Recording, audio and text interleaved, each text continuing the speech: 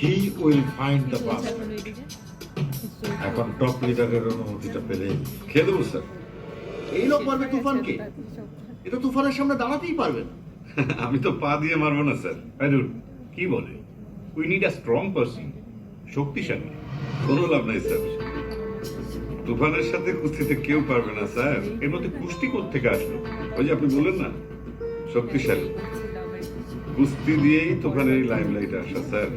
মানে মানে সাল 1985 কুস্তিতে তুফানকে প্রথম চ্যালেঞ্জ করে তার প্রথম বস, প্রথম আব্বা বশির।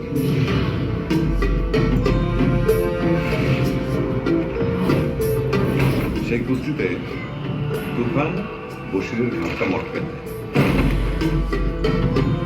শুধু ঘাড় মটকানো না, বশিরের সাম্রাজ্য ভেঙে চুরে চুরমার করে দিচ্ছে।